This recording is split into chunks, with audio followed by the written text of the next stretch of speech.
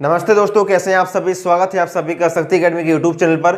दोस्तों, जितने भी रेलवे एनटीपीसी 2024 वाले मेरे भाई बहन हैं, आप सभी का एक सवाल आता रहता है खास तौर से एग्जाम को लेकर के कि भैया रेलवे एनटीपीसी 2024 का सीबीटी 1 एग्जाम आपका कब होगा और सीबीटी एग्जाम के बाद आपको कितना समय मिलेगा सीबीटी 2 एग्जाम के लिए। तो दोस्तों, जो आपका रेलवे एनटीपीसी का एग्जाम होता है वो आपका 2 चरणों में होता है। जिस प्रकार से सीजीएल में आपका TR1 और TR2 होता है, उसी प्रकार से आपका रेलवे एनटीपीसी में आपका सीबीटी 1 और सीबीटी 2 होता है। तो सीबीटी 1 जो आपका एग्जाम होगा वो कब तक होगा और सीबीटी 2 में आपको कितना समय मिलेगा। तो रेलवे एनटीपीसी में जो आपकी कुल पदों की संख्या थी वो कितनी थी, 11,558 आपके टोटल पोस्ट थी, जिसमें आपका कौन कौन से थे, आपके ग्रेजुएट लेवल वाले भी थे, ग्रेजुएट लेवल वाले भी थे और आपके अंडर ग्रेजुएट लेवल वाले भी थे, दोनों थे। लेकिन इनके जो भी आपका पेपर होता है सीबीटी 1 दोनों का एक ही होता है या दोनों को अलग अलग होता है। तो मेरे भाई दोनों का सीबीटी 1 आपका अलग अलग होता है। इसका सीबीटी 1 आपका अलग होगा, इसका सीबीटी 1 आपका अलग होगा। पहले किसका होगा, ग्रेजुएट वालों का होगा या फिर आपका अंडर ग्रेजुएट वालों का होगा, यानी कि 12th लेवल वालों का होगा। तो पहले मैं आपको बता दूं, पहले फॉर्म किसके आए थे, पहले आपके ग्रेजुएशन लेवल वालों के आए थे। तो पहले सीबीटी 1 जो आपका एग्जाम होगा वो ग्रेजुएशन लेवल वालों का होगा, उसके बाद आपका यूजी का होगा। तो कब होगा ग्रेजुएशन वालों का, इसका जो एग्जाम आपका होने वाला है उसकी जो डेट आपकी होने वाली है वो मैं आपको बता दूं, अप्रैल 2025 में आपका एग्जाम कंडक्ट करवाया जाएगा। अप्रैल 2025 में आपका सीबीटी 1 आपका होगा ग्रेजुएशन लेवल वालों का। और बात करें अंडर ग्रेजुएशन वालों की, तो इसका जो आपका सीबीटी 1 होगा वो अप्रैल के बाद मई 2025 में आपका एग्जाम होगा। मई 2025 में आपका यहाँ पर सीबीटी 1 आपका एग्जाम होगा। अब जो मैं आपको ये महीना बता रहा हूं वो अपने तरफ से नहीं बता रहा हूं या कोई भी मेरे पास ऐसे कोई सूत्र नहीं है कि मैं आपको वहां से बता रहा हूं। ये जो महीना है वो खुद रेलवे बोर्ड के अंदर से एक लेटर वायरल हुआ था डिपार्टमेंट से, जहां पर आपकी सारी क्लियर चीजें मेंशन की गई थी कि भैया आपका सीबीटी 1 आपका अप्रैल 25 में करवाया जाएगा और यूजी वालों का यानी कि 12th लेवल वालों का आपका मई 2025 में आपका सीबीटी 1 एग्जाम करवाया जाएगा। तो वहीं से आपको ये डेट मिली हुई थी। तो इसी को टारगेट करते हुए आपको सीबीटी 1 एग्जाम की तैयारी करनी है। लगभग 90 दिन का आपको समय मिला है, अभी बचा हुआ है।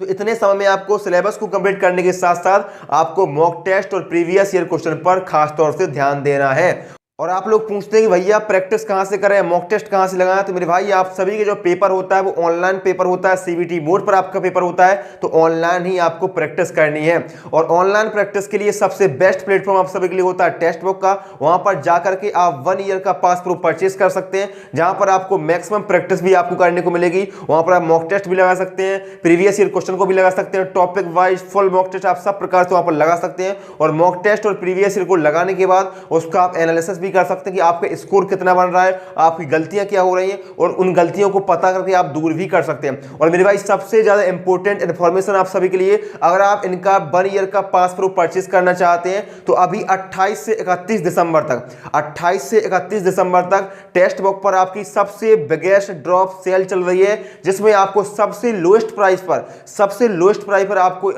पर आपको यहां पर 1 ईयर का पास प्रूफ देखने को मिलेगा। आप देख सकते हैं मात्र 349 रुपए में आपको 1 ईयर का पास प्रूफ यहां पर मिल रहा है 1 साल के लिए, जहां पर आपको सारे एग्जाम के एक्सेस देखने को मिल जाएगा। तो जाइए और 1 ईयर का पास प्रूफ परचेस करिए, मेरा कूपन कोड यूज करिएगा, तब जाकर आपको इतने का मिलेगा, वरना जो प्राइस है वो आपको और भी देखने को मिलेगा। तो मेरा कूपन कोड यूज करिएगा और जो भी डिटेल्स है वो मैंने आपको डिस्क्रिप्शन बॉक्स में डाल दिए, जहां पर आप जाकर के इनका 1 ईयर का पास प्रूफ परचेस कर सकते हैं और मैक्सिमम प्रैक्टिस वहां से आप कर सकते हैं। प्रीवियस ईयर क्वेश्चन को सॉल्व करिएगा, मॉक टेस्ट को वहां पर लगाइएगा।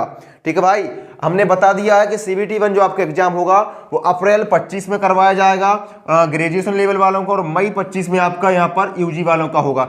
अब बात करें कि सीबीटी 1 के बाद आपको सीबीटी 2 के लिए कितना समय मिलेगा, क्या आपको 1 साल का समय मिल जाएगा या 6 महीने का समय मिल जाएगा, कितना समय आपको मिलेगा। मेरे भाई अब आपका जो रेलवे है वो पहले वाला रेलवे नहीं रहा कि भैया 6-6 महीने का 1-1 साल का समय मिल जाता था, आपका एग्जाम भी नहीं होता था। रेलवे अब आपका अपडेट हो चुका है। जिस प्रकार से एसएससी जो भी डेट आपको दे देती है उसी डेट पर उसी महीने में आपका एग्जाम करवाती है, उसी प्रकार से रेलवे भी आप उसी रास्ते पर आपका चल रहा है। अभी आपने कुछ दिन पहले एक खबर पड़ी होगी जहां पर आपका पार्लियामेंट में संसद में बोला गया था रेलवे मंत्रालय के द्वारा कि भैया हम भी कैलेंडर जारी करेंगे, हम भी डेट देंगे और उसी डेट पर आपका एग्जाम भी करवाया जाएगा और आपके एग्जाम भी हो रहे हैं। चाहे आपका रेलवे एसआई का एग्जाम हो, आरपीएफ एसआई का एग्जाम हो, एएलपी का एग्जाम एग्जाम हो, टेक्नीशियन का एग्जाम हो, जेई का एग्जाम हो, ग्रेड 3 का एग्जाम हो, ग्रेड 1 का एग्जाम हो, सारे एग्जाम आपके टाइम से हुए, उनके आंसर की भी जारी की गई, कोई भी देर नहीं हुई।